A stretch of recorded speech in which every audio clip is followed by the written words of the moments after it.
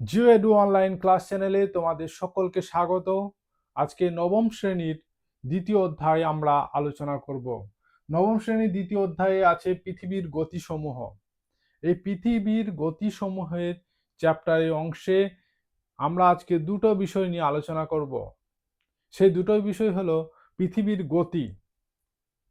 পৃথিবীর যে দুটি গতি আছে সেই গতি নিয়ে আমরা আজকে আলোচনা করব। আজকে মূল বিষয় হলো এই গতিসমূহ। আমরা পৃথিবীর গতি নিয়ে আলোচনার ক্ষেত্রে প্রথমে বলি, পৃথিবীর গতি আছে দুটি, একটা হচ্ছে আবর্তন গতি আর একটা হচ্ছে পরিক্রমণ গতি। মনে থাকবে আশা করি। একটা হচ্ছে আবর্তন গতি এবং আর একটা হচ্ছে পরিক্রমণ গতি। এবার এই আবর্তন গতি কি এবং পরিক্রমণ গতি কি আমরা এই ভিডিওতে জানবো। ভিডিওটি শেষ পর্যন্ত দেখতে থাকো, আশা করি তোমরা বুঝতে পারবে এই আবর্তন গতি এবং পরিক্রমণ গতি কি। প্রথমে আসি আবর্তন গতি। আবর্তন গতিটা কি? আবর্তন গতি হলো পৃথিবী নিজে অক্ষের চারিদিকে এক পাক ঘোরাকে বলা হয় আবর্তন গতি। অর্থাৎ পৃথিবী নিজে অক্ষের চারিদিকে যখন এক পাক ঘোরে, আমি যদি পৃথিবী হয় তাহলে এই যে এক পাক ঘুরলাম, এই এক পাক ঘোরাটাকেই বলা হচ্ছে আবর্তন গতি। দেখো, এই পৃথিবীর ক্ষুদ্রতম রূপ হলো এই গ্লোব। এই গ্লোবটা দেখো, এখান থেকে শুরু করে ঘুরছে, ঘুরে আবার এই আমেরিকা সামনে চলে এলো। এই যে এক পাক ঘুরলো, এটা হচ্ছে পৃথিবীর আবর্তন গতি। অর্থাৎ এই যে ঘুরছে, এই ঘোড়াটা হচ্ছে পৃথিবীর আবর্তন গতি। এই এক পাক ঘুরতে পৃথিবীর সময় লাগে 23 ঘন্টা 56 মিনিট 4 সেকেন্ড।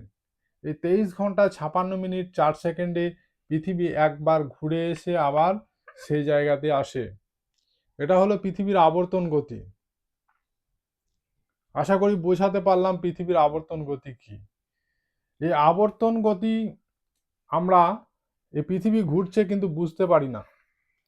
তার একটা কারণ হিসাবে আমরা বলতে পারি, আমরা যদি চলন্ত ট্রেনে বসে থাকি, একটা চলন্ত ট্রেনে যাচ্ছি, বসে আছি এবং জানলা দিকে তাকিয়ে দেখছি যে বাইরের গাছপালা, ইলেকট্রিক পোল যেগুলো আছে সেগুলো ছুটে যাচ্ছে, ছুটে পিছন দিকে চলে যাচ্ছে। অর্থাৎ আমি বসে আছি, জানলার দিকে তাকিয়ে দেখছি গাছপালাগুলো পিছন দিকে ছুটে যাচ্ছে। এর মানে হলো যে আমি সামনের দিকে এগোচ্ছি, তাই গাছপালাগুলো পিছন দিকে ছুটছে। ঠিক একই রকম ভাবে আমরা পৃথিবীতে থাকা অবস্থায় সূর্যকে উদিত হতে দেখি এবং অস্ত যেতে দেখি। পূর্ব দিকে উঠে এবং পশ্চিম দিকে অস্ত যায়। এ থেকে আমরা বলতে পারি যে পৃথিবী পশ্চিম থেকে পূর্বে ঘুরছে। অর্থাৎ পশ্চিম থেকে পূর্বে ঘুরছে, অর্থাৎ ঘড়ির কাঁটা উল্টো দিকে ঘুরছে। ঠিক এরকম ভাবে ঘোরার জন্য আমরা সূর্যকে পূর্ব দিকে উদিত হতে দেখি এবং পশ্চিম দিকে অস্ত যেতে দেখি। তাহলে আবর্তন গতি আমরা কি দেখলাম? পশ্চিম থেকে পূর্ব দিকে পৃথিবী ঘুরছে ঘড়ির কাঁটার উল্টো দিকে। ঘড়ির কাঁটা এদিকে ঘুরে আর পৃথিবী ঘুরছে এই দিকটায়। ঠিক আছে, এখানে একে দেখিয়েছি, দেখো পৃথিবী। এরপরে আর একটা বিষয় আছে, সেটা আমি পরে আলোচনা করছি, আগে গতিসমূহ আলোচনা করে নিই। তারপর এলো পরিক্রমণ গতি। পরিক্রমণ গতিটা কি? পৃথিবী তো নিজে ঘুরছে, পৃথিবী নিজে ঘুরছে, এবার পৃথিবী স্থির নেই, পৃথিবী আবার কারো চারিদিকে ঘুরছে। সেটা কার? সূর্যের চারিদিকে ঘুরছে। সূর্যকে মাঝখানে রেখে পৃথিবী ঘুরছে। তাহলে এই যে পৃথিবী ঘুরছে, তার সঙ্গে সঙ্গে এটাকে বলা হলো যে আবর্তন গতি। আবার পৃথিবী নিজে ঘুরতে ঘুরতে এক স্থান থেকে অন্য স্থানে গিয়ে আবার ঘুরে এসে আবার সেই জায়গাতে অবস্থান করছে। এই যে ঘুরছে, অর্থাৎ সূর্যকে মাঝখানে রেখে পৃথিবী এক স্থান থেকে আরেক দিকে ঘুরছে। এই যে ঘুরছে, এটাকে বলা হচ্ছে কি? পরিক্রমণ গতি। এই গতিটাকে বলা হচ্ছে পরিক্রমণ গতি। এটা সময় লাগে কত? 365 দিন 5 ঘন্টা 48 মিনিট 46 সেকেন্ড।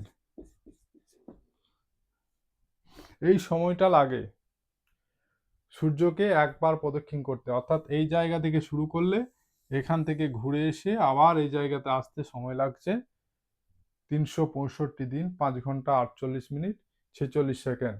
আর পৃথিবী নিজের চারিদিকে ঘুরতে সময় লাগছে 23 ঘন্টা 56 মিনিট 4 সেকেন্ড। এই সময়টা আবর্তন গতির সময়।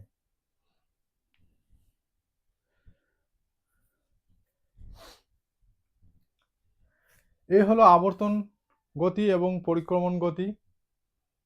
আশা করি বোঝাতে পারলাম।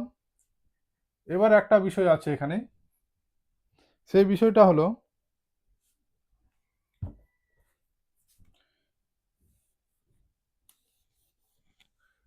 এই যে পৃথিবীটা এঁকেছি, এটা হলো উত্তর মেরু, এটা হলো দক্ষিণ মেরু। এটা দেখো পৃথিবীটা সোজা অবস্থায় নেই, পৃথিবীটা সোজা অবস্থায় নেই, একটু হেলে আছে। সোজা যদি ধরা হয় তাহলে এটা সোজা হচ্ছে, এইটা সোজা হচ্ছে। তাহলে এই যে হেলে আছে, এই হেলে থাকা অংশটা হচ্ছে 23.5 ডিগ্রি, 23.5 ডিগ্রি কোণ করে হেলে আছে পৃথিবীটা, 23.5 ডিগ্রি কোণ করে হেলে আছে পৃথিবীটা।